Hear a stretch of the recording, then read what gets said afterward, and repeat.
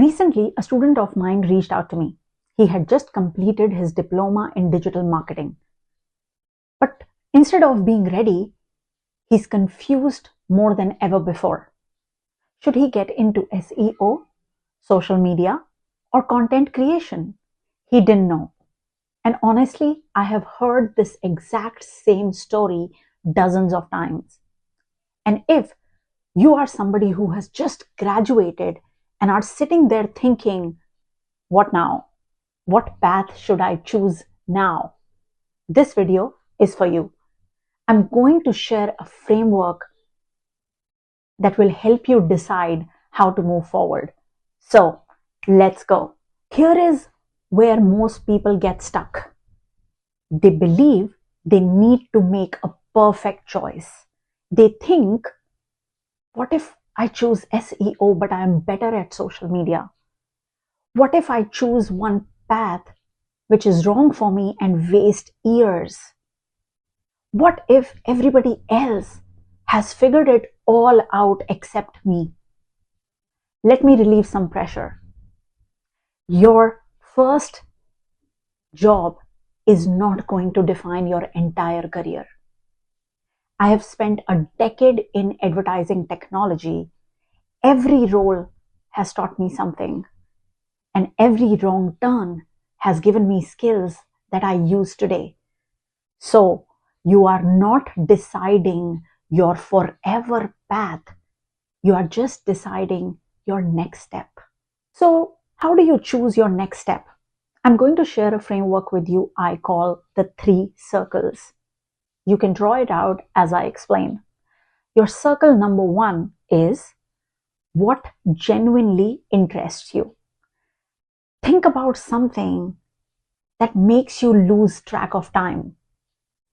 Do you love writing and storytelling? Then maybe content marketing might be your thing. Do you like numbers, patterns, optimizations? Then maybe you should explore analytics. Do you love research and understanding how things work? Then you should explore SEO. Just be honest here and think about what are your genuine interests. Circle number 2, what the market actually needs. Now this is where reality kicks in, because there are some skills and roles where demand is higher than others. Performance marketers. This is in paid ads and where the demand is pretty high. SEO specialists or marketing analysts. Just go out, do some research, look at job boards, what positions are open, what are the salary ranges, what are the job requirements and skills or courses, softwares, etc. are needed so that you have a clear idea about where you stand. Circle number 3, your natural strengths. Think about what comes naturally easy to you but is difficult for others to do. Think about if writing is your thing, then maybe content is the kind of field you should get into. If you are a detail-oriented person and pretty organized, then maybe you should check out campaign management or project management. If you love the creative field, if you love playing with different colors, shapes, sizes, etc., working on Adobe and Canva, then you should explore brand marketing or creative side of things. Now, your next step should be looking for the area where all these 3 circles overlap. Not perfectly, because that happens rarely, but definitely look out for areas where at least 2 of them meet strongly and start from there. Here is what I want you to do in the next 30 to 60 days. This is what most people skip, but this is actually going to give you a chance to experience the work before committing. I'm going to share with you 3 ways in which you can test multiple fields. Number 1, freelancing and taking small projects. This is the fastest way for you to test your ideas. I'm sure you must have heard of the platforms like Upwork, Fiverr. You can even explore local Facebook and WhatsApp groups. Offer your services at a beginner rate for 3 to 5 different projects. Interested in SEO? Go and audit a local business website. If you are interested in content, then maybe start a newsletter for a local business. If you want to try social media, maybe going to your local dental office and create Instagram videos for them. The idea is not here to make money, but figure out what is it that I actually enjoy doing. Number 2, volunteering. And this is highly underrated.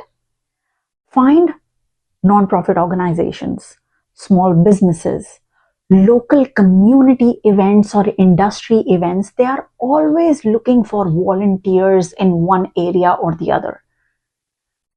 Offer 5 to 10 hours a week for the next 4 to 6 weeks and commit to an organization. If you want to work in social media, find such projects. If you want to work on SEO or event management, find such opportunities. Real work, no pressure, and pure learning. Number 3, informational interviews.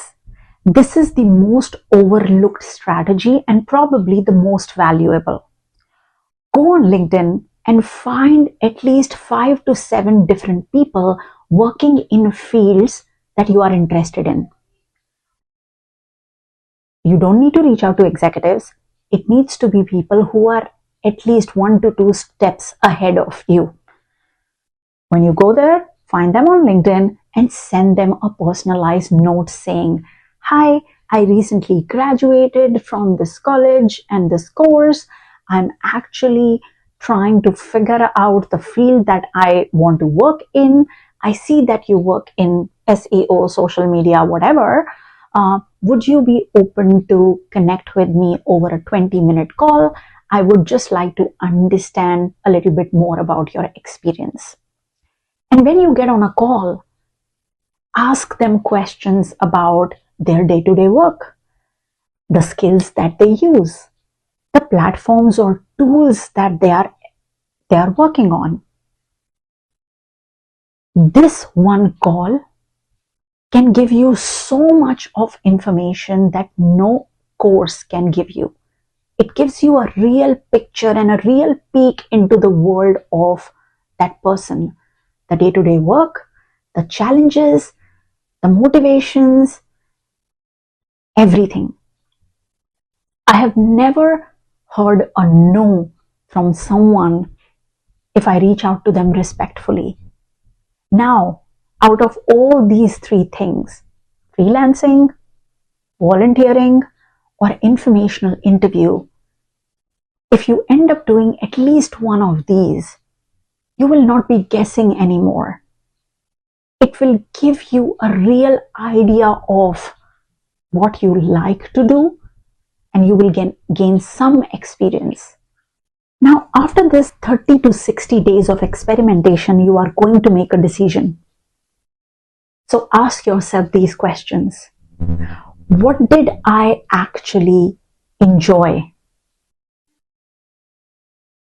What can I see this as a realistic career based on market demand as well as my skills? Am I able to thrive in this career based on my natural strengths and talents? And finally, did I get positive feedback when I volunteered or when I did that particular freelancing project? What does it tell?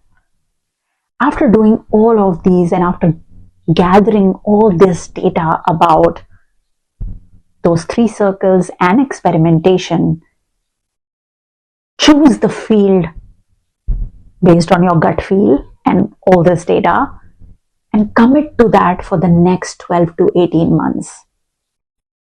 Short enough for you to change paths later if you want, but long enough to get a sense of whether that can be a full-time career for you or not. And here is the thing, even if you want to pivot later, it will be based on your experience and not just a course. So here is your homework. Draw out those 3 circles and fill them honestly. Pick 2 to 3 areas that overlap. Set up your freelancer profiles or identify volunteering opportunities. Set up informational interviews with 5 to 7 different folks.